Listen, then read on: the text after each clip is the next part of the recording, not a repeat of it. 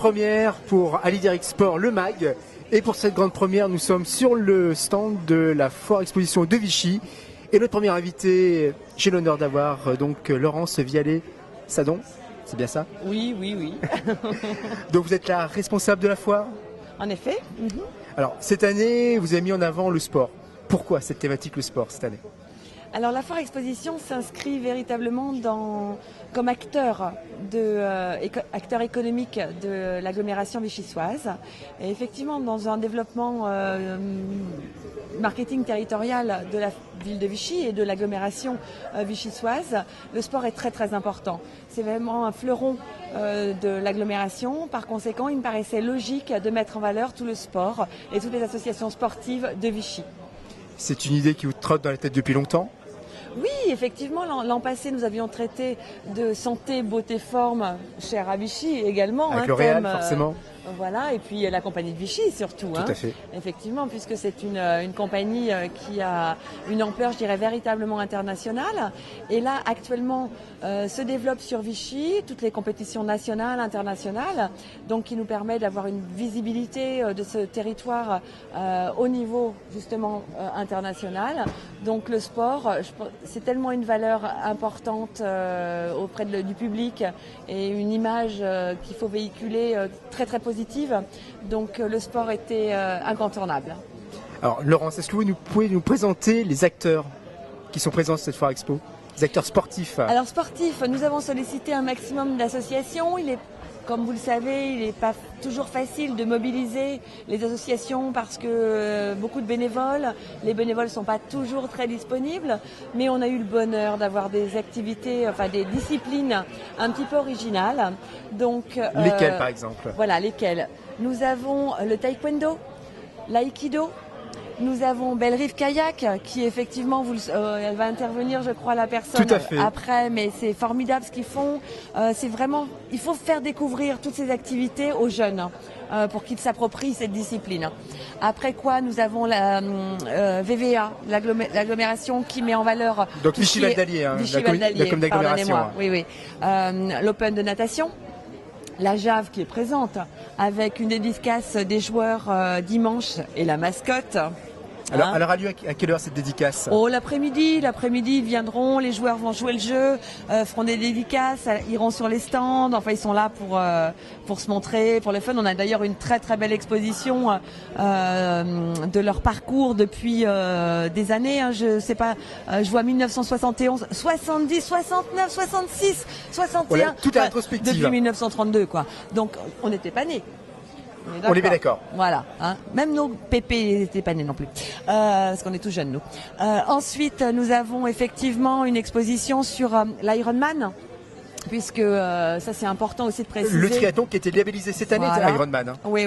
Et les intervenants seront là pour vous expliquer effectivement le changement de nom, leur nouveau concept, etc. Et nous avons également le grand plaisir d'avoir l'hippodrome de Vichy, référence en matière d'équitation et de course hippique. Donc ils sont là, ils proposent un parcours également pour les enfants, pour démocratiser aussi cette activité, cette discipline. Et à partir de demain, nous aurons des tout petits poneys. Donc pour les enfants, ça va vraiment les sensibiliser et les inciter à pourquoi pas à faire de l'équitation plus tard. Pourquoi pas? Voilà, plus tard. Ensuite, vous êtes présents, bien sûr, puisque si l'on parle de sport, Alideric Sport, acteur incontournable. Et nous avons effectivement le speed rugby, pour parler de rugby, mais d'une façon beaucoup plus ludique. Il est à côté de nous, mais il est terminateur dans l'émission. Voilà, donc très très sympa aussi. Et puis en extérieur, dans la mesure où on a le plaisir d'être sur un site au bord de l'Allier, nous avons le yacht club, nous avons l'aviron. Nous avons le kayak. C'est vrai que Vichy est quand même une ville axée sur l'eau. Exactement. Et donc nous avons des bateaux, on peut faire des tours de bateaux, on peut être initié au sport nautique. Véritablement, on a une belle représentation aussi des sports nautiques en extérieur. Voilà. Vous attendez combien de personnes, Laurence, sur cette foire? Le plus possible, mais venez. Il fait un peu d'orage, il fait un peu de pluie, mais à travers les gouttes, vous passez et ce sera formidable pour vous. Une belle découverte. Merci beaucoup à vous. Merci beaucoup. À bientôt. Au plaisir. Alors, comme on parlait de l'eau, on va continuer et je vais demander à Florence Gourdon de venir. Bonjour. Bonjour Florence. Alors Florence Tourdon, vous êtes membre, vous êtes un peu la responsable de la communication du Bellerive Kayak. Mais bon, on est nombreux. Parlez-moi un peu de votre association, Bellerive Kayak. Qu'est-ce que Bellerive Kayak? Alors, quand l'association a été créée? La Bellerive Kayak, c'est une jeune association dans le sens où elle a 5 ans. Ses fondateurs viennent de l'eau vive à la base. Mais comme elle est située sur les bords du lac d'Allier, on a jugé que finalement ce qui était le plus logique, c'était de se diriger vers la course en ligne, vers tout ce qui était marathon, course de fond. Oui, parce que donc le kayak a plusieurs disciplines. Il a énormément de disciplines. C'est comme l'aviron, quoi. C'est divisé en plusieurs parties. Alors, on peut aussi bien faire du kayak polo. Donc, le kayak polo, qu'est-ce que le kayak polo? C'est des tout petits kayaks, mais vraiment qui sont minuscules, puisque je dirais que ça fait à peu près 3 fois la taille de la table. D'accord. Qui peuvent se relever carrément dans l'eau, et ils vont jouer au polo dans l'eau comme. D'accord. On n'est pas sur un cheval, on est sur un kayak. On est sur un kayak, ça peut être très sympa. Il y a l'eau vive donc, qui lui... Qu'est-ce que l'eau vive? L'eau vive, ils vont partir dans des torrents, ils vont partir sur des cascades. Alors il y a plusieurs niveaux. C'est le kayak que l'on a l'habitude de voir peut-être comme aux Jeux Olympiques, non? Alors, ça va être plus slalom que vous allez voir aux Jeux Olympiques. L'eau vive, vous allez le voir, c'est les images de tout ce qui est extrême finalement que vous allez découvrir sur tout ce qui est grand film ou un petit peu les cascadeurs avec des choses qui impressionnent tout le temps. Ça c'est l'eau vive. Et puis le kayak de course. Qui est celui sur lequel nous on s'est dirigé, où donc c'est l'un des kayaks qui est reconnu aux Jeux Olympiques également maintenant, puisqu'il y en a 2, et donc avec également l'eau vive et un petit peu le slalom. Mais le kayak de course, donc ce sont des très très longs kayaks qui font à peu près 5,20 m de long, sur lequel donc on est assis avec les jambes légèrement courbées. On va gérer avec nos pieds donc un aileron, et l'objectif est, les champions vont à peu près à 20-25 km/h. C'est la différence entre le canoë et le kayak. Alors, position. La position, voilà. Le canoë, on va avoir un genou en fait au sol et l'autre qui va être plié, sur lequel on va s'appuyer. Et on se demande presque comment ils font pour tenir, tellement c'est... faut donner un petit peu l'entraînement quand même pour pratiquer. Oui. L'un comme l'autre d'ailleurs. Il faut passer étape par étape en soi. D'ailleurs, nous, on propose des initiations tous les samedis à 14h. De quel âge à quel âge l'initiation? Il n'y a pas de limite? À partir de 10 ans. À partir de 10 ans, d'accord. Il faut savoir nager, 25 mètres minimum quand même. C'est la base. C'est la base. C'est important, on est quand même sur un sport d'eau. Si on tombe, il faut être sûr que la personne soit capable de rejoindre la rive, même si normalement on est là pour l'aider ou autre, il n'y a pas de souci. Mais sur le principe, il faut quand même pas se retrouver avec quelqu'un qui n'est pas capable de nager et qui va se retrouver à avoir des grosses frayeurs. Je présume que c'est contrôlé. C'est contrôlé. Dès que quelqu'un prend une licence ou veut s'initier, vous contrôlez s'il sait nager. C'est ça. Et en plus, il y a un certificat médical qui doit être joint, qui certifie la capacité de la personne à nager 25 mètres. D'accord. Donc au Bellerive Kayak, actuellement, vous avez combien de licenciés? Alors aujourd'hui, on a entre 15 et 20 licenciés. On a une dizaine de licenciés qui sont vraiment actifs en permanence, et dont 4 licenciés qui apportent énormément, dans le sens où ce sont des passionnés qui ont un excellent niveau, dont 2 qui sont brevets d'État, diplômés 2e degré, c'est-à-dire qu'ils peuvent amener jusqu'au championnat les personnes. Donc championnat national, local, national, européen. Voilà, ils sont pas limités, ils sont dans cette capacité. Donc ce qui veut dire qu'aujourd'hui, de haut niveau. Donc d'ailleurs l'un d'entre eux qui est un ancien champion du monde et qui aujourd'hui Claude Bénézite, qui encore dernièrement s'est classé en 2014 champion de France en tout ce qui est course en ligne 5000 mètres. Donc c'est encore quelqu'un, on le dit, unisable dans la profession, dans le sens où il a atteint un certain âge et pourtant il fait encore partie des meilleurs. C'est un passionné. C'est un passionné. C'est un passionné qui partage sa passion Et surtout, voilà, c'est un sport qui peut être accessible et on souhaite le rendre accessible aux plus jeunes. C'est un coût de combien à peu près si on veut pratiquer du kayak? 110 € à l'année, ça c'est la licence. Après, au départ, il faut juste y aller, je dirais, avec une petite paire de chaussures de kayak qu'on peut trouver à 10 € à Decathlon, un short, un t-shirt. Nous, on peut prêter tout ce qui est canoë pour se protéger de la pluie. On peut prêter les gilets de sauvetage, ça, s'il n'y a pas de souci, on le fait. Tout le reste, le club prête les kayaks, voilà. Prête les pagaies. Donc 210 €, tout est compris dedans? Je dirais que 110 €, tout est compris dedans. Après, forcément, plus on va évoluer, plus on va vouloir partir vers la compétition, et puis on va... Plus le matériel doit être le matériel, voilà, va être important, et donc le coût va être différent. Alors, quels sont les derniers résultats de vos... 4 champions licenciés. On a eu 4 champions de France dernièrement. C'est très bien pour une association qui est quand même relativement jeune. C'est ça. On est 52e sur 184 aujourd'hui, club en France. Donc on est très bien placé pour un jeune. Vous pouvez donner peut-être les noms de vos champions? Alors Bruno Puifouillou, qui est l'un de nos diplômés également et brevet d'État, qui également propose justement des sorties nature, ce genre de choses. On a Claude Bénézite, donc le fameux champion. Je m'en étais aperçue, mais on a notre secrétaire également qui est là. Il peut venir, venez monsieur. Avec grand plaisir. Vous êtes monsieur? Jean-Marc Vincent, je suis secrétaire du club de Belle-Rive Kayak.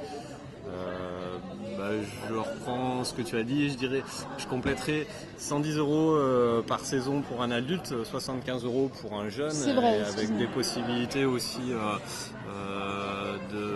de stage ou de cours particuliers. Donc il y a plusieurs formes de pratique, il y a plusieurs coûts possibles, quoi. Donc on a plusieurs niveaux, ouais. Alors nos derniers résultats au niveau sportif, on a eu 4 ou 5 titres de champion d'Auvergne au mois de mars au championnat d'Auvergne de fond. En fait, on pratique en compétition essentiellement la course en ligne qui se fait principalement sur 3 distances. Le fond, 5000 mètres en début de saison. Vers le milieu de saison, au mois de juillet, on raccourcit nos distances. On passe sur le sprint, 200 mètres, 500 mètres, 1000 mètres. Et en fin de saison, on fait du marathon sur 25-30 km. Donc ces dernières années, les 2 dernières saisons, c'est vrai que les résultats les plus marquants, effectivement, c'est Claude Bénézit qui passe les années et les catégories en vétéran 5 qui nous a amené 4 titres de champion de France sur les 2 dernières saisons. Champion de France en fond, 5000 mètres, champion de France de marathon, vice-champion de France sur 500 mètres en 2014 et en 2013. Voilà, c'est pour les derniers titres et on est effectivement 52e club français sur 194 clubs français classés, quoi. Très bien, c'est vrai que c'est un sport qui est un peu dans l'ombre, le canoë. Malheureusement, oui, et pourtant il offre énormément de possibilités. Il est vraiment accessible finalement à bas prix et les jeunes sont les bienvenus. Et les prochaines compétitions, c'est prévu pour quand? Alors, on en a une qui va avoir lieu sur Brive, c'est les sélectifs de France qui vont avoir lieu le 10 mai. Oui, c'est ça. Sélectif national vitesse numéro 1. La France est coupée en 4 zones. Nous, on est dans la zone sud-ouest et on va chercher nos quotas pour les championnats de France. Donc, il y a à peu près pour les seniors une dizaine de places à glaner pour les championnats de France. Pour les vétérans, il y a 2 à 3 places par catégorie, donc c'est assez serré. Et on court à Brive le 10 mai et une date fin mai à Périgueux. Donc à partir de ces 2 courses, on saura si on va au championnat de France en juillet en vitesse. Voilà. Donc les vétérans en kayak, ça va vous paraître tout jeune, hein, c'est quoi? C'est 35 ans à peu près Ouais, alors ça fait partie du sport, effectivement, on commence à être vétéran assez jeune, 35 ans à 40 ans c'est les vétérans 1, 40-45 vétérans 2, etc. Mais il y a pire, à l'aviron c'est 27 ans. Des jeunes vétérans. C'est ça. Alors quels sont les objectifs, on va dire à court et moyen terme pour le kayak Belle-Rive? Licencier des jeunes, sensibiliser ceux-ci, faire en sorte qu'ils puissent justement prolonger et faire connaître notre sport. Vous êtes vraiment dans l'optique d'une promotion de votre sport. Ah oui, c'est certain. D'ailleurs, on est équipé aujourd'hui, on a tout le nécessaire pour les accueillir. On a également le personnel qui est là et qui est disponible, puisque comme je vous disais, on a des diplômés d'État qui peuvent le faire, qui peuvent les accompagner. C'est important parce que c'est vrai que les gens qui viennent dans votre club sont vraiment encadrés par des vrais professionnels, quoi. C'est ça. Donc je pense qu'on est à un tournant. Matériellement, on est parti de pas grand-chose. On s'est équipé, on se prépare. Notre idée à moyen terme, c'est d'accueillir des séances avec des scolaires, parce qu'on sait que ce qui fait démarrer les clubs et ce qui fait la force des gros clubs, c'est d'avoir une activité avec les scolaires. À partir du nombre de jeunes qui passent, on finit par, capter ces jeunes et développer. Et c'est l'avenir du club. Donc on est en train de se préparer. Par exemple, là, cette semaine, on a reçu un canoë 9 places. C'est le premier, on espère en avoir d'autres. Ça permet de proposer des séances variées, parfois en kayak, parfois en canoë biplace, parfois en canoë 9 places, et d'amener les jeunes vers différentes pratiques. Avec des petits challenges qui, pourquoi pas, peuvent déjà... on sait bien que les jeunes aiment bien se mettre dans la compétition et se lancer des défis. Donc ça peut être une bonne idée, quoi. Merci à vous, à représenter votre club. Florence, est-ce que vous connaissez le speed rugby? Alors oui, je l'ai découvert là sur le stand depuis peu, très sympathique. Écoutez, il n'est pas très loin de nous, hein, donc je vais me retourner vers Michel Chevalier. Oui. Bonjour. Bonjour. Bonjour. Donc vous êtes l'inventeur du speed rugby? Oui, voilà, j'ai créé le speed rugby. L'unique. Ah bah oui, bien sûr, l'unique speed rugby. Alors, je présume que vous êtes un passionné de rugby. Oui, effectivement, c'est une base. Moi, en fait, ce jeu est né de la passion du rugby et des résultats cohérents avec le rugby. En fait, c'est un jeu que j'avais en tête quand j'étais petit, avec des dés 1, 2, 3, 4, 5. Et donc j'ai recréé ça il y a 6 ans maintenant, avec donc les méthodes qu'on les connaît maintenant. Et comment est venue l'idée de créer le speed rugby? Alors justement, parce qu'au départ c'est un peu une idée folle. Oui, effectivement. Vous connaissez Butéo pour le foot, mais c'était une idée d'abord de refaire ce jeu que j'avais en tête tout petit, et donc je l'ai recréé totalement par hasard. Et ce qui s'est passé, c'est que je l'ai fait pour mes amis, ma famille, et tout le monde m'a dit, écoute, on s'amuse bien, il y a peut-être quelque chose à faire. Et oui, effectivement, sans trop réfléchir, je me suis lancé dans l'aventure. Voilà. Je présume que vous avez des ambassadeurs? Oui, effectivement. Alors au tout départ, j'ai eu la chance d'avoir Jean-Marc Lermé qui a mis son nom sur la boîte. Ah, c'est quand même un grand nom. Ah bah oui, c'est une grande fierté. Vous avez le maillot de Clermont-Auvergne. Eh oui, évidemment. Bon, bien sûr, j'aime tous les clubs de rugby. Évidemment, j'ai le cœur jaune et bleu en tant qu'Auvergnat. Hein. Thomas Domingo a aussi sa version du speed rugby. Et depuis 5 ans, je suis content parce que j'ai rencontré pas mal de joueurs. Donc, si je comprends bien, vous personnalisez le speed rugby en fonction de vos têtes d'affiche, quoi. Voilà, les stars. Voilà, effectivement, il y a la boîte de jeux traditionnelle, il y a une boîte de jeux avec à l'effigie de Thomas Domingo, et après, effectivement, il y a les jeux en bois qui sont fabriqués entièrement en Auvergne, à l'exception des dés qui viennent du Jura. Et là, chacun peut personnaliser à sa couleur. C'est un jeu 100% français, hein. Ah, totalement. Alors maintenant, on est à Vichy, on peut même dire qu'il est 100% bourbonnais. Je suis bourbonnais en plus. C'est bourbonnais. Je suis auvergnat du Haut. Quand on me demande d'où je viens, je dis je suis auvergnat du Haut. Vous n'êtes pas bourbonnais alors. Voilà. Non, c'est pour que tout le monde comprenne. Alors, par exemple, je veux acheter un speed rugby. Je trouve où? Alors d'abord, je dis que c'est une excellente idée. Ensuite, il y a des points de vente, il y a aussi le site internet tout simplement, donc www.speedrugby.com, et là on va avoir la liste des revendeurs. Je pense que vous êtes sur les réseaux sociaux, Facebook, Twitter. Alors énormément Facebook, c'est un moyen extraordinaire de parler. Donc moi j'ai même plusieurs pages, puisque donc il y a le Speed Rugby, la page, il y a la page Speed Rugby Thomas Domingo, il y a même une page Speed Rugby, puisqu'une bière a été créée autour du jeu. J'irais même jusqu'à dire qu'il y a une pizza qui porte le nom du Speed Rugby à Saint-Pourçain-sur-Sioule. Voilà. Une bière à l'effigie du Speed Rugby. Oui, donc moi je suis à côté de Saint-Pourçain et Chris Wallace qui a la brasserie La Mode Juillet, on discutait un jour et moi j'avais l'idée d'avoir une bière Speed Rugby. Bah il dit on va la faire. Voilà. Très bonne idée. C'est formidable.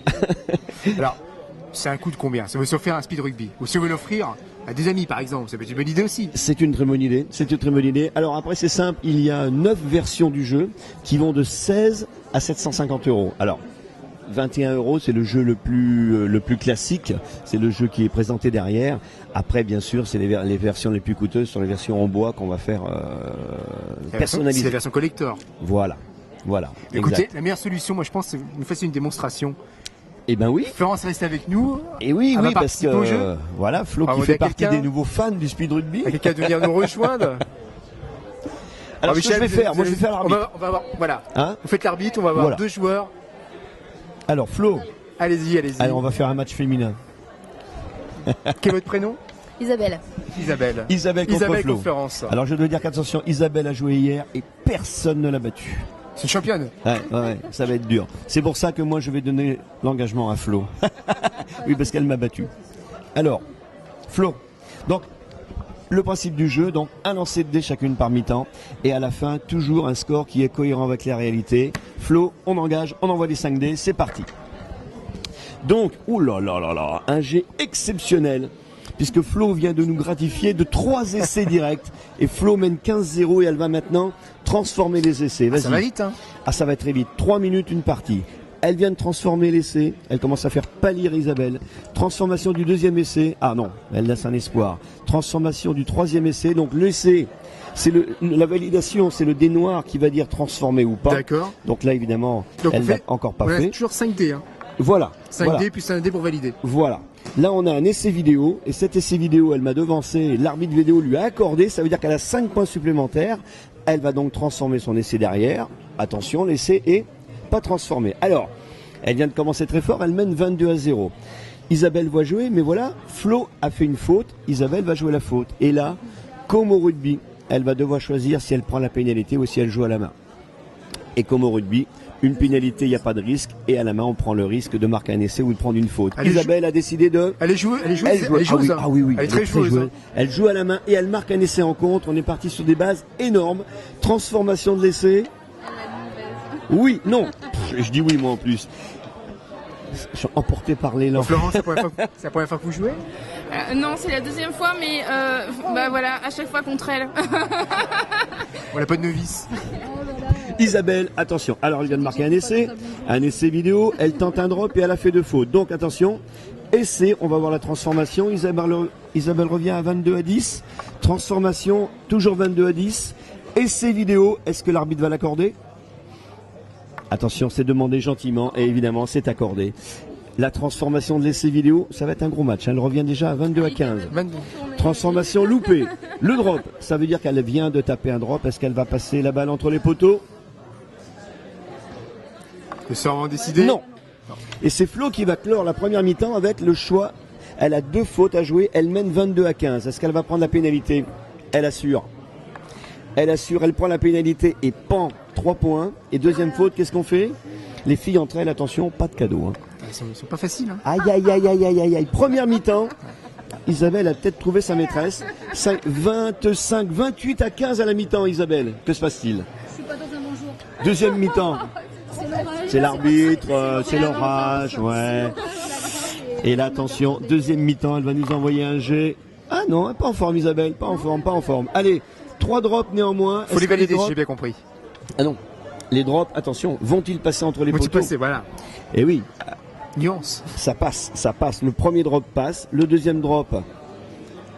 Attention, concentration, le deuxième drop ne passe pas. Ah oui, elle l'a complètement loupé. Dommage, et le troisième drop qui va passer exactement à côté des poteaux. Flo, qui mène 28-18 et qui chambre son adversaire, va jouer les 2 fautes. Ah mais c'est bonne guerre. Parce qu'il faut pas qu'elle... Oui.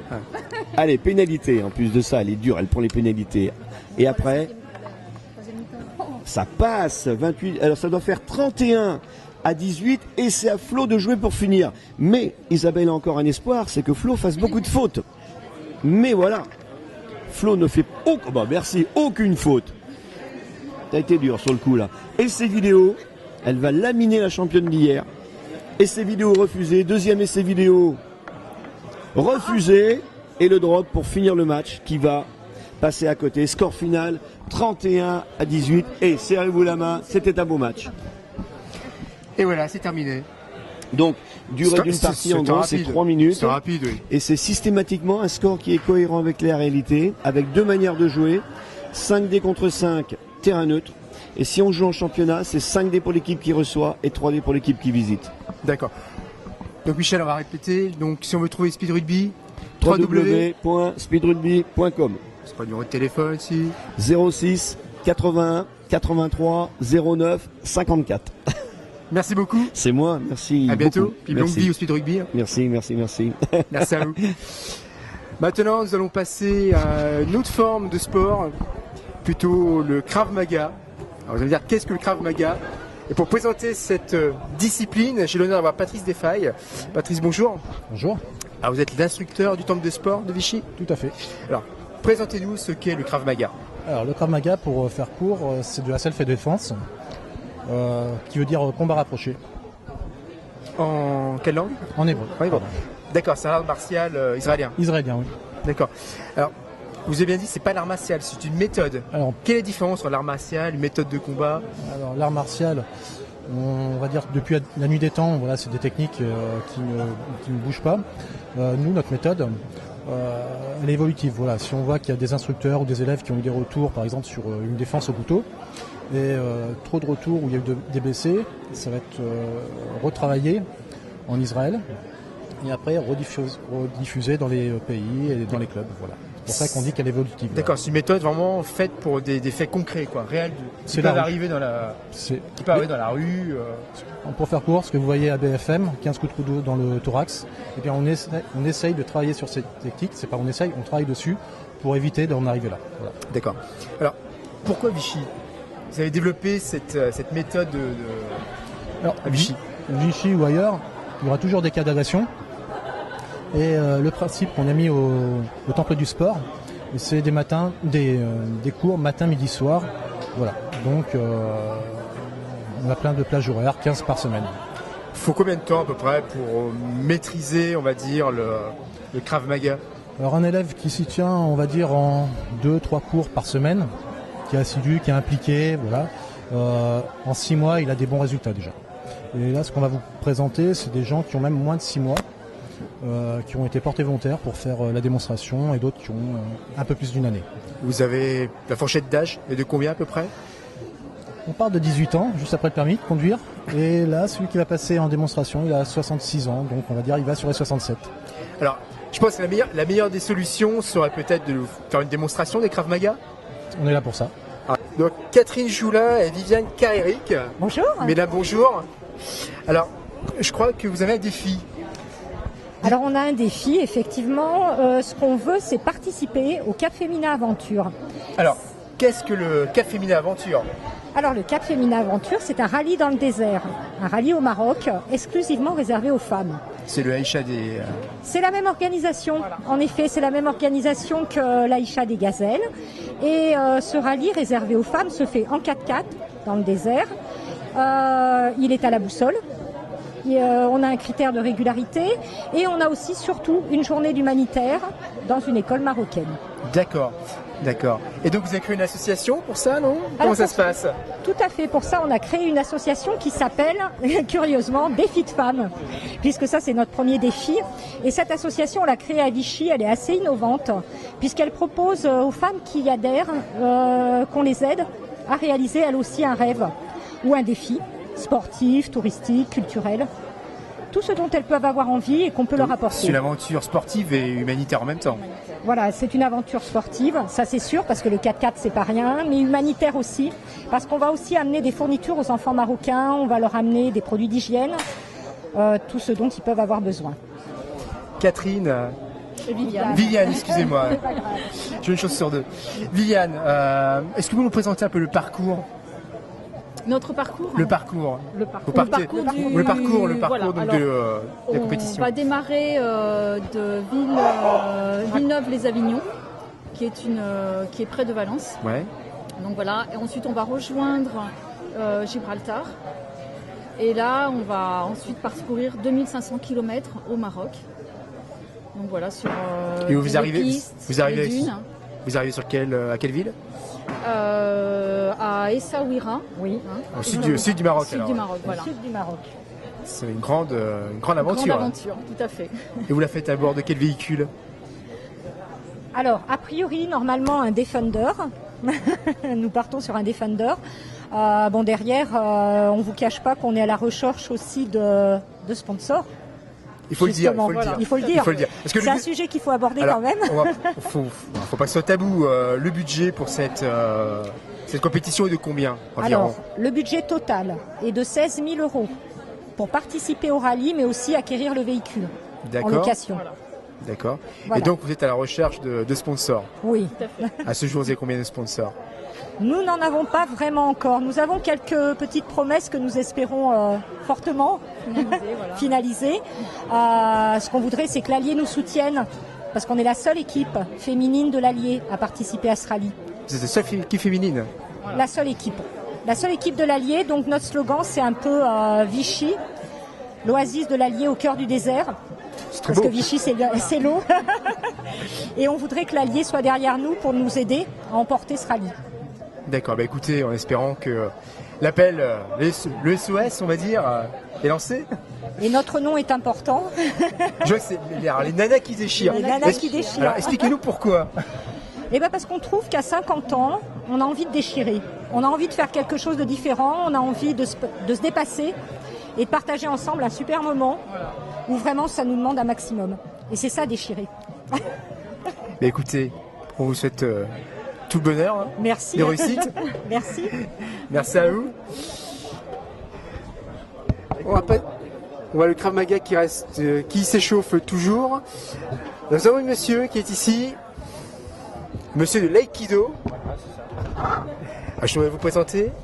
Oui, bonjour. Bonjour. Marc Taboureau, secrétaire du club d'aïkido de Vichy, le cercle Vichy-Sois d'aïkido, et responsable de la section jeune de ce club. Alors, présentez-moi un peu l'aïkido sur l'agglomération vichysoise. Alors, l'aïkido sur l'agglomération vichysoise est présente depuis 1975. C'est un club qui a été créé il y a fort longtemps maintenant. Et actuellement, il représente environ 70 membres, dont une trentaine de jeunes de 6 à 16 ans. Ce qui est très honorable pour un sport très peu médiatisé. Alors, en France. Voilà, pour les gens qui ne connaissent pas, est-ce que vous nous présentez l'aïkido? Alors, l'aïkido, ce n'est pas un sport, c'est une discipline et c'est un art martial. Voilà, là, on n'est pas comme dans le Krav Maga tout à l'heure, on n'est pas dans une méthode de combat, là, on est vraiment dans de l'art martial. Voilà, c'est vraiment un art martial tiré de tous les arts martiaux traditionnels japonais, mis au point dans les années 1920 par maître Mori Ushiba, qui a développé cet art martial en pensant à une connexion avec l'univers. Donc c'est un petit peu japonisant. On est un peu dans la philosophie, quoi. Voilà, on est plus dans la philosophie que dans l'art du combat. Donc le deuxième nom de l'aïkido, c'est aussi l'art de la paix. Hein, le maître mot, c'est respect de l'intégrité du partenaire et de sa propre intégrité. Voilà, donc pas de compétition en aïkido. L'aïkido en France représente environ 80 000 licenciés. C'est le deuxième pays dans le monde où on pratique tout de suite après le Japon. Oui, on va parler quelque chose parce que c'est vrai que c'est pas l'art martial le plus médiatisé. Et non, c'est pas l'art martial le plus médiatisé puisqu'il n'y a pas de compétition, donc on n'a pas de représentation. Pourquoi il n'y a pas de compétition? Parce que c'est pour rester vraiment dans l'esprit de l'art martial. D'accord. Hein, on n'est plus dans un sport où il suffit de gagner sur quelqu'un d'autre. La seule victoire que vous avez, c'est sur vous-même. D'accord. Voilà. C'est plus une philosophie, ce qu'on disait. Voilà. C'est tellement un art pacifique que l'aïkido a été autorisé à la pratique tout de suite après la Deuxième Guerre mondiale par les autorités d'occupation du Japon. Alors au niveau de l'aïkido dans le département, est-ce que vous pouvez nous en faire un état des lieux? Est-ce qu'il y a d'autres clubs? Alors oui, l'aïkido est bien représenté dans l'Allier, notamment il y a 2 fédérations qui sont représentées. On a un club donc à Vichy, sur l'agglomération, il y a un club à Domérat, Commentry, Montluçon et Moulins. Voilà, la Ligue d'Auvergne d'aïkido comprend les 4 départements et représente environ 600 à 700 licenciés. quelle qualité il faut avoir pour faire de l'aïkido? Il faut beaucoup d'humilité, de persévérance et beaucoup de passion. Il faut combien de temps pour l'aïkido, c'est maîtriser une vie? Oui, une vie, oui, parce que on a toujours l'impression d'apprendre continuellement. Mais bon, c'est ça qui fait la richesse. Voilà, c'est ce qui fait la richesse, c'est l'échange avec l'autre. Et comme pour revenir sur le fait qu'il n'y a pas de compétition, cet échange se fait aussi parce qu'il n'y a pas de catégorie d'âge, pas de catégorie de poids, pas de catégorie de sexe. Donc on peut pratiquer aussi bien avec des grands, des petits, des jeunes, des moins jeunes, des femmes, des hommes. Vous étiez déjà dans la parité depuis 40 ans. Voilà, tout à fait. Il faut bien remarquer que aussi sur les 80 000 licenciés, 30% sont des femmes. Et on a une bonne dizaine de très hauts gradés parmi les éléments féminins. D'accord. Et l'âge au niveau du club, c'est de quel âge à quel âge? De 6 à 68 ans. La section jeune compte donc une trentaine d'enfants de 6 à 16 ans. Et la section adulte de 18 à 68 ans. Le plus âgé en aïkido en France doit tourner autour de 84 ans. C'est bien, c'est voilà, bien. L'aïkido conserve. Exactement, oui. On peut pratiquer très très tard, selon ses moyens, selon sa condition physique. Justement, par exemple, quel est le coût parce qu'il faut quand même un matériel pour faire de l'aïkido, il faut un masque, il faut un bâton. Alors, peut-être pas un bâton, je dis ça vulgairement, mais. Alors, relativement bon marché, un kimono de base. Ensuite, quand on est un peu plus gradé, cette jupe culotte qui s'appelle un nakama, qui coûte environ une centaine d'euros. Et un jeu d'armes, il y en a pour 100 euros. Donc, mais un jeu d'armes, ça vous fait une vie pratiquement. Donc, c'est pas très onéreux. On est un club relativement économe. Vous avez peut-être des coordonnées, parce que si des gens veulent justement découvrir l'aïkido. Alors, bien sûr, le Cercle Vichysois a un site internet. Et puis, nous sommes à la Maison des Jeunes, nous sommes référencés sur la ville de Vichy. Et donc, on a 2 numéros de téléphone que vous pourrez trouver aisément sur Internet. Merci à vous. Merci beaucoup. À bientôt. À bientôt, merci. Au revoir.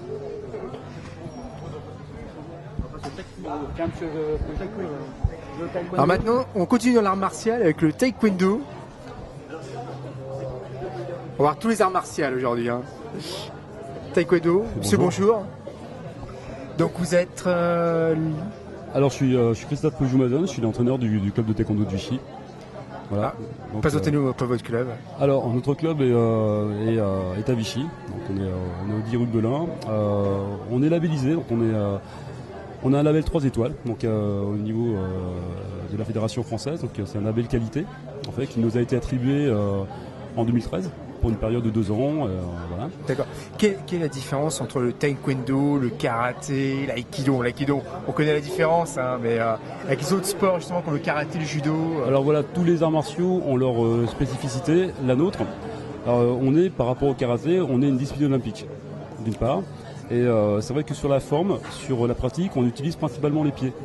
On va utiliser les pieds à 85% par rapport au reste du corps. Enfin, en combat, en tout cas, beaucoup les pieds. Il y aura des coups de poing uniquement au niveau de la poitrine. Les coups de poing sont interdits au visage et les coups de pied sont interdits en dessous de la ceinture. On est avec des protections, il me semble. Absolument, oui. On est très protégé. On a des plastrons, des casques et tout l'équipement évidemment au niveau des bras, des tibias. On a des gants également. Vous avez combien de licenciés au sein du club de Vichy? On est 60. 60. De quel âge à quel âge à peu près le panel? Alors, moi je prends les enfants à partir de 4 ans. Oui. Voilà, et le plus âgé à 47 ans. Donc c'est un martial qu'on peut commencer très jeune. Absolument. Alors, comment ça se passe? Et très tard même d'ailleurs. Est-ce qu'il y a des niveaux ou... Tout à fait, oui, bien sûr. Alors il y a des danes, il y a des ceintures évidemment.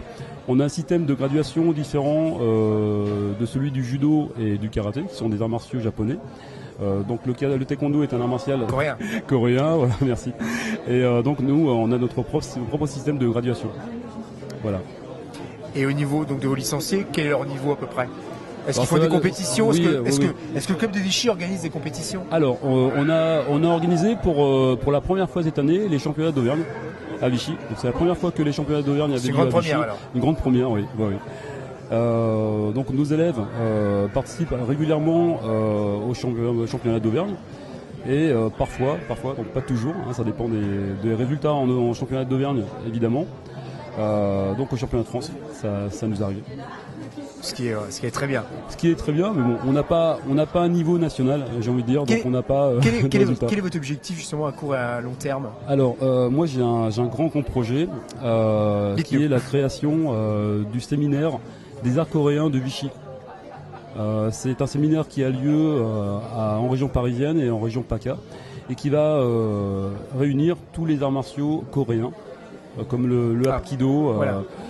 Tous ces arts martiaux qui sont méconnus. On a organisé dernièrement un stage de Taekyon, qui est un art martial ancestral coréen, qui est très très méconnu et qui pourtant est un des ancêtres du taekwondo. Et donc c'est la première fois, encore une fois, que ce genre de stage avait lieu en Auvergne.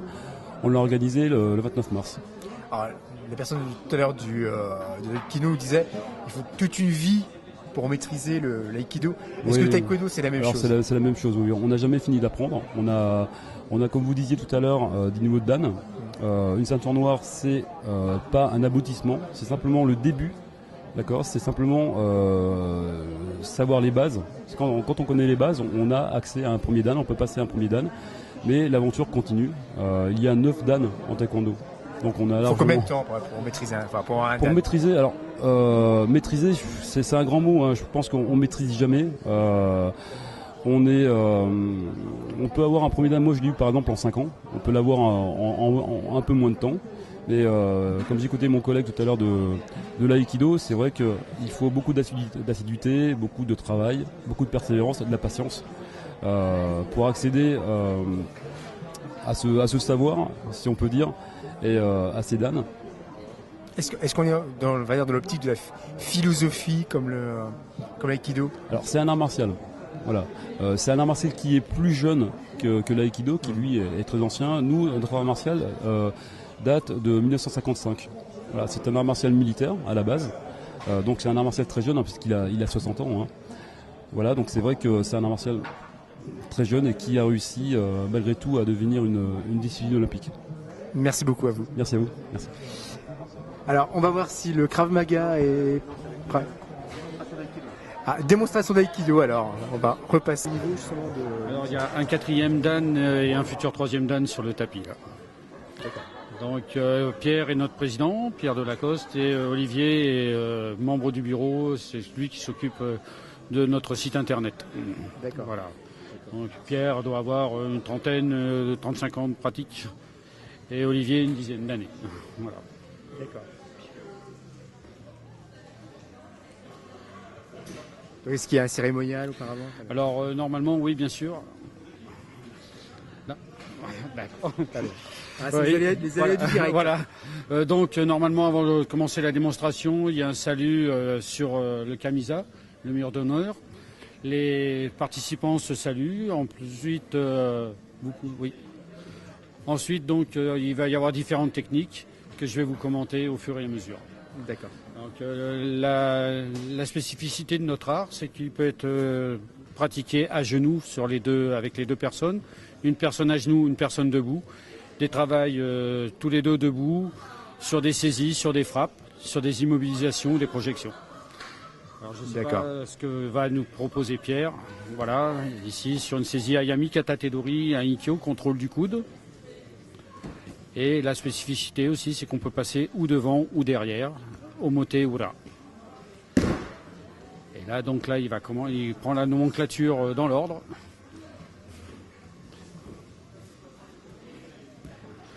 Donc le maître mot, c'est déséquilibre, placement, déséquilibre et respect de l'intégrité du partenaire.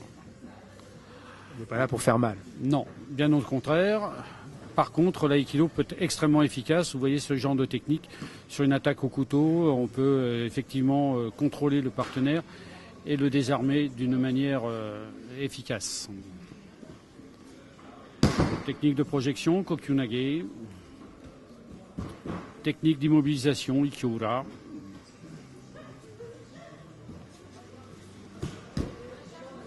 Voilà.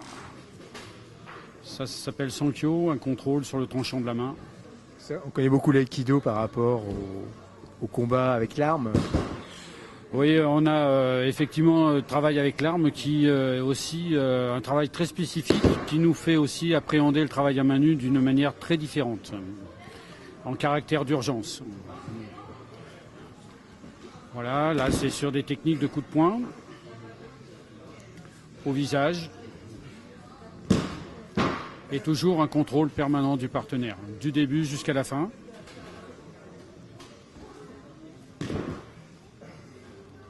Il y a deux personnes qui ont déjà un très bon niveau. Oui, là, notre professeur est 4e dan, diplômé d'État, et il a un très très très bon niveau technique. Quant à Olivier, il devrait présenter son 3e dan la saison prochaine. Donc ça veut dire que déjà il y a quelques années de pratique derrière. Hein. Vous avez combien de dan? Moi je suis 3e dan, je viens d'échouer mon 4e dan cette année. Mais bon, ça fait partie aussi de la pratique, et avec un certain sens de l'humilité et puis de recommencer. Je suis aussi diplômé d'État par ailleurs. Là, on continue le travail au sol. Alors là, c'est un travail de projection. Apparemment, Pierre a décidé de ne pas travailler sur ses genoux. C'est un travail qui est très délicat, mais qui vient aussi du travail, des positions traditionnelles japonais. Vous savez que ces gens-là vivent bien souvent à genoux. Voilà. En plus, maître Osensei, maître Ushiba, a développé tout un tas de techniques pour pouvoir se défendre en toute sérénité. Notamment quand on a un travail... immobilisation. Voilà, ça c'était une immobilisation Sankyo. Normalement, quand vous avez un partenaire à genoux, un partenaire debout, ça peut aussi représenter une différence évidente de taille qu'on peut retrouver n'importe quand dans la vie. Voilà. Et vous voyez que ces techniques sont tirées des arts martiaux traditionnels. Puisqu'avant de s'appeler Aikido, la voie de l'harmonie. Aikido signifie voie de l'harmonie. Voilà. Ai, harmonie, Ki, énergie, Do, la voie de l'énergie harmonieuse. Cet art martial s'appelait Aikijutsu. Donc c'était un art de combat. D'accord. Voilà. Osensei a transformé ça, comme je disais tout à l'heure, en l'art de la paix, l'art de la compassion. Et c'est quelque chose qui respecte l'intégrité de notre partenaire. Alors, on a un représentant un peu médiatique de l'aïkido qui s'est maintenant détaché de cet art martial, c'est en la personne de Steven Seagal. Oui, tout à fait, oui. Voilà, qui est 7e dan d'aïkido et qui, malgré tout, dans ses films, nous montre certaines techniques traditionnelles. Maintenant, c'est plus aussi à la sauce Hollywood, malheureusement. On voit quand même qu'il faut faire attention parce qu'on puisse se casser un bras. Voilà, oui, ce sont des techniques, effectivement, qui peuvent être très, très destructrices sur des personnes qui ne pratiquent pas. C'est-à-dire que la personne qui reçoit la technique, qui s'appelle Uke, va se comporter d'une certaine manière de préserver sa propre intégrité, donc de faire en sorte de ne pas se mettre en danger. Et donc pour avoir certains comportements souples et, entre guillemets, accepter la technique. Cette acceptation, entre guillemets, permet de pouvoir éventuellement se repositionner et refaire une deuxième attaque. D'accord. Il est bien évident qu'il est plus facile de casser une branche sèche d'un arbre qu'une branche verte. Il y a moins d'élasticité sur quelque chose qui est sec, donc quelque chose qui est raide et dur. On continue le travail au sol. Voilà. Là, c'est vraiment le travail debout qui s'appelle Tachiwaza. Et ça mérite d'avoir un petit peu de souffle. Voilà. Là, ce qu'on a vu, c'est que Pierre s'est vraiment placé pour sortir de cette attaque. Et contrairement à plein d'arts martiaux, au lieu de fuir, on va rentrer dans l'attaque. On va se placer de manière à créer un déséquilibre. C'est-à-dire que si l'attaque est vraiment sincère, on va se placer là où on n'est plus. Donc créer des vides, créer des espaces et profiter de ce déplacement, de ce déséquilibre pour placer des techniques. Donc il faut être très très libre dans sa tête, dans ses bras, très mobile au niveau de ses jambes et extrêmement fort au niveau du centre Les Japonais appellent ça le hara. Donc voilà, le hara et le kokyu. Le kokyu, c'est la respiration, le hara, c'est le centre, le cœur. Voilà. Donc, je présume que le Graal, c'est faire des stages au Japon. Oui, effectivement, aller au Mudojo.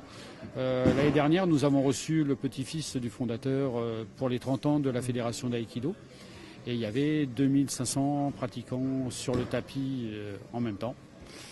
Et bon, le doshu, puisque c'est le gardien de la voix, c'est quelqu'un qui transmet l'esprit de l'aïkido qu'a voulu au sensei.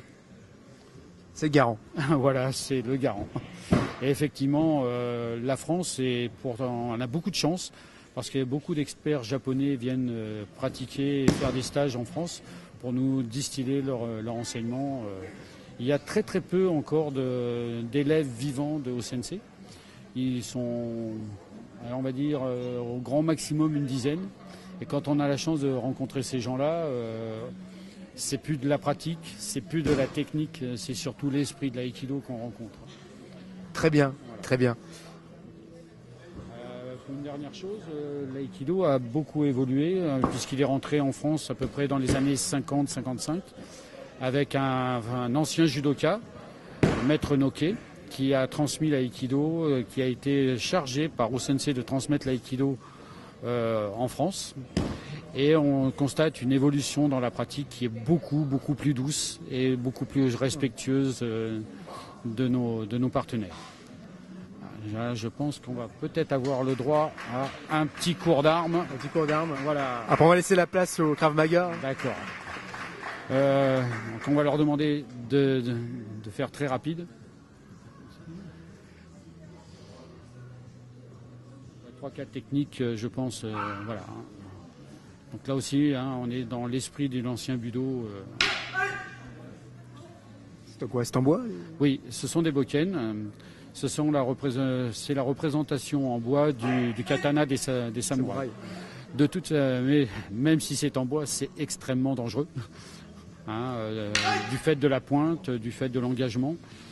Et ces techniques d'armes nous apprennent l'urgence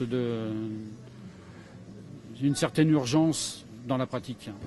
Il est certain qu'un coup de poing sera beaucoup moins douloureux que même un coup de bokken en bois. Dans quel bois? C'est généralement du chêne blanc de Japon, qui est un bois très léger mais très compact.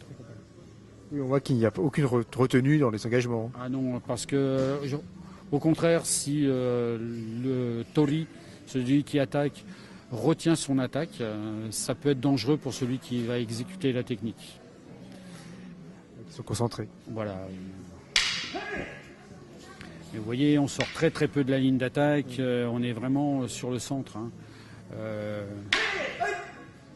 Pour un samouraï, le bokken, c'était sa vie, c'était son esprit. Si bien que quand il décédait, bien souvent, on cassait son bokken, son katana pour l'enterrer avec lui.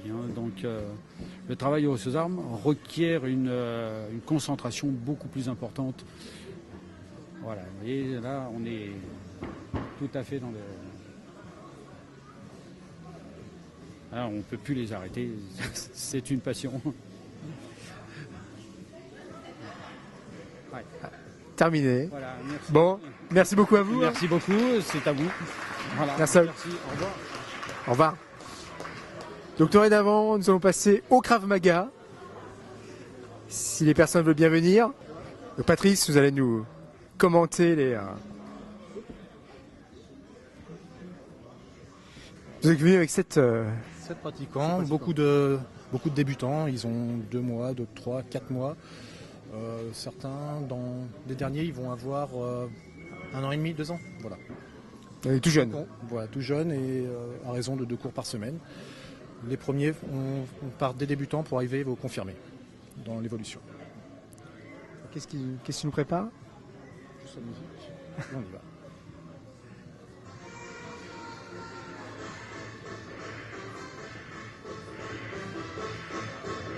Ça se pratique en musique.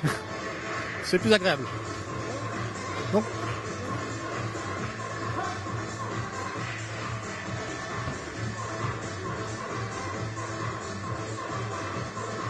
qu'est-ce qu'il nous propose en premier?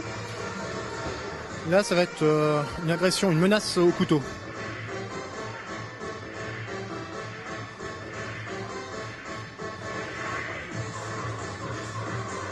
Donc une débutante, volontaire, un petit peu de stress, comme on peut le voir. C'est là qu'on voit aussi la gestion du stress.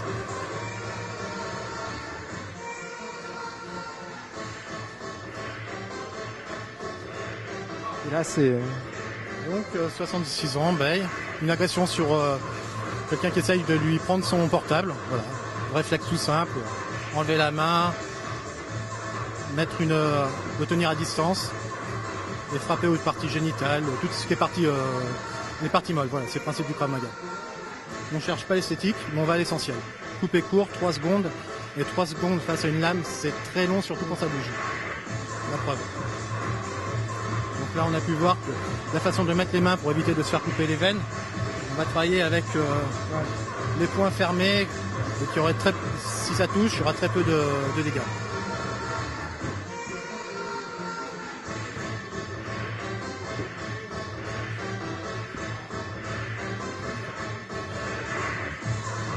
Et donc, là, toujours un cas d'agression au couteau, menace du moins, au distributeur. Hop, contrôle de la lame surtout. Voilà. Donc comme vous pouvez le voir, ça va être très très rapide. On n'a jamais la lame dans la nature. Même si on fait attention, il y a certains coups qui passent. C'est le but. C'est la réalité. Efficacité. Efficacité. Krav Maga, c'est 3 mots. Simplicité, rapidité, efficacité. Voilà. Après, moi, dans mes cours, j'aime bien travailler sur une échelle de 1 à 10. 1 étant on va dire, la façon de faire passer le message quand on a quelqu'un d'intelligent, une saisie de poignet ou quoi. Et on va lui faire vite comprendre que s'il veut aller plus loin, on répond présent. Là, dans le cas présent, on voit qu'on a le sac à la main. Donc, tout ce qu'on peut avoir qui peut nous servir, on va s'en servir. Si vous êtes une terrasse de café, vous allez vous mettre en sécurité, gérer le problème, et si vous avez vous sentez dépassé, vous prenez la chaise pour vous servir de bouclier.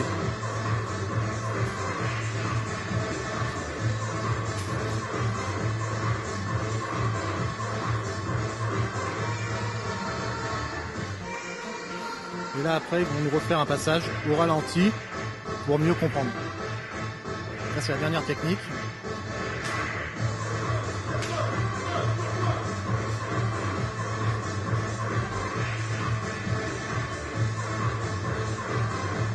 Je pense qu'il a pris le coup de genou.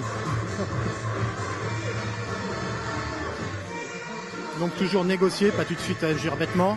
Le rassurer, verbaliser. Et quand on sent la petite ouverture, hop, on y va. Là, on sent qu'il s'est fait plaisir.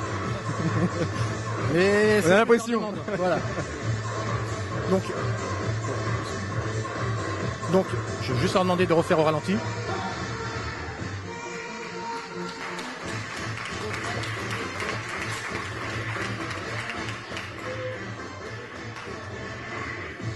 Donc, il y a deuxième passage. Voilà. Deuxième passage. Ça va permettre de mieux dissocier les mouvements. Tout à fait. Donc ils ont été invertis au dernier moment, qu'il y avait un deuxième passage, donc un petit peu de stress en plus. Hop, monter les mains, faire voir qu'on veut apaiser la chose. Contrôler le danger qui est la lame. Frapper au génital. Hop, on cherche pas la récupération, on pousse. Voilà. Hop.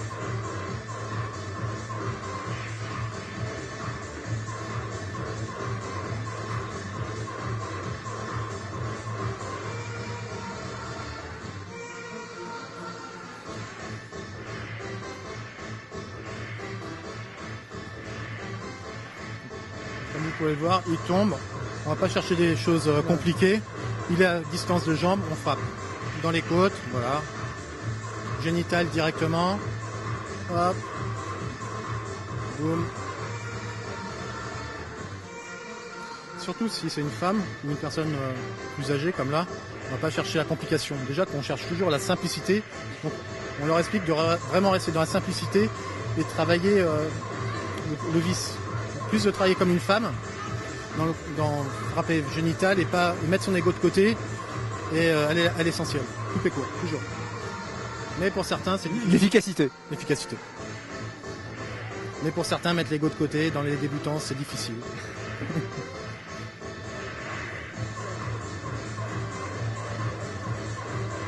Donc là, il y a eu un petit problème technique. La raclette qui a cassé. Donc elle va resimuler. Ah, c'est pas tout de suite, c'est après. Vous allez à du direct. Hein. Tout à fait. Hop, enrouler, contrôler la lame pour pas qu'elle puisse bouger. Emmener au sol, toujours avec le contrôle de la lame. Voilà. La priorité n'est pas l'individu, mais la lame, le dégât qu'elle peut engendrer.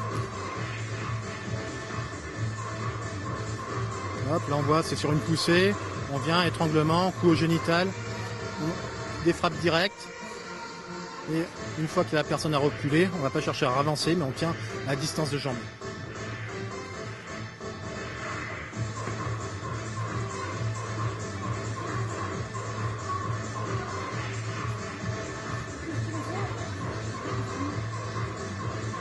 Je viens. Donc la raclette, vous allez à du direct. 50% d'efficacité. Hop, on voit une attaque en traite, on dévie avec le sac. On utilise le sac. Tout ce qu'on a sur les mains, sous la main. Tout ce qu'on a sous la main, c'est on utilise. Donc là, ça aurait pu être une matraque télescopique, là c'est une batte de baseball. Voilà. On essaye de répondre à un maximum de cas d'agression. Donc une attaque de haut en bas sur le crâne. Hop.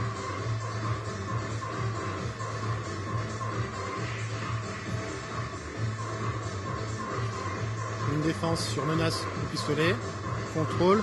Envoyer la bouche de l'arme sur le côté, sortir de l'axe de l'arme. Ouais. Voilà.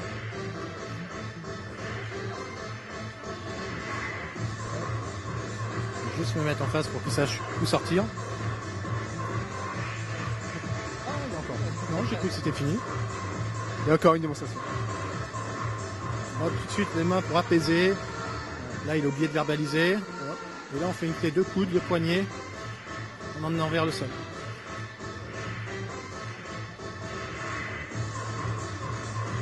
Une attaque courte distance. Là, bien sûr, comme je leur dis dans les cours, analyser si c'est pas une lame de cutter ou quoi. Jamais, toujours se mettre dans des situations réalistes. Là, avec une lame au sol, pour les plus anciens.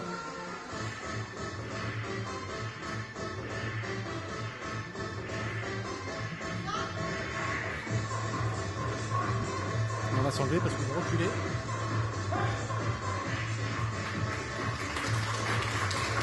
Patrice, merci. Merci, de rien.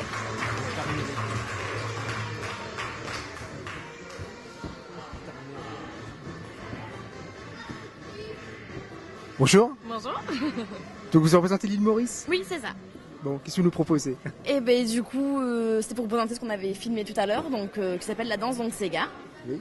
Donc qui est la danse traditionnelle. C'est traditionnel. Ouais. Voilà, la danse traditionnelle du l'île Maurice. D'accord. Voilà.